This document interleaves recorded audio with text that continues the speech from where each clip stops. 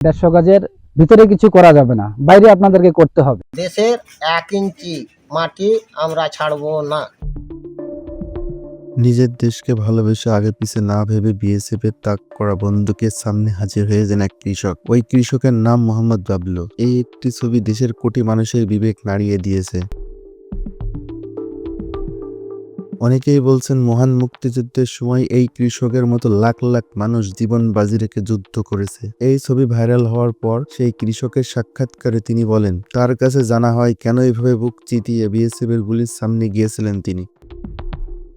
তার জবাবে তিনি গর্বিতভাবে বলেন, দুই দেশের সীমান্তরক্ষী বাহিনীদের মাঝে উত্তেজনা ছড়িয়ে পড়ে। সীমান্তে দুই দেশের সীমান্তরক্ষী বাহিনী বন্দুক তাক করে বসে আছে। সেখানে স্থানীয়রা বিজিবির সাহায্যের জন্য এগিয়ে আসে।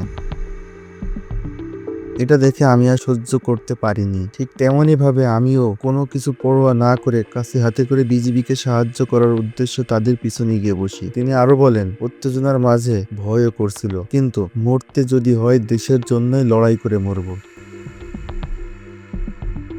তার এমন সাহসী উদ্যোগে দেশের লক্ষ লক্ষ মানুষ এখন ভারতের সাথে মোকাবেলা করতে প্রস্তুত হয়েছে। ভারত যদি বাংলাদেশকে দখল করতে আসে কিংবা যুদ্ধ ঘোষণা করে, তাহলে বাবলু মিয়ার মতো লাখ লাখ মানুষ ভারতের সাথে লড়াই করতে প্রস্তুত আছে।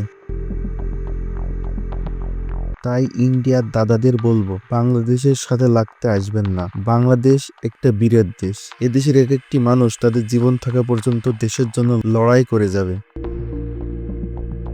বাঙালি জাতি বীরের জাতি, যেটা 1971 সালে পাকিস্তান ও পশ্চিমাদের সাথে যুদ্ধ করে দেশ স্বাধীন করেছে। আবারও 2024 সালে 5 আগস্ট ফ্যাসিস্ট স্বৈরাচারী হাসিনাকে পতন করে দ্বিতীয়বারের মতো দেশ স্বাধীন করেছে দেশপ্রেমিক ছাত্র জনতা।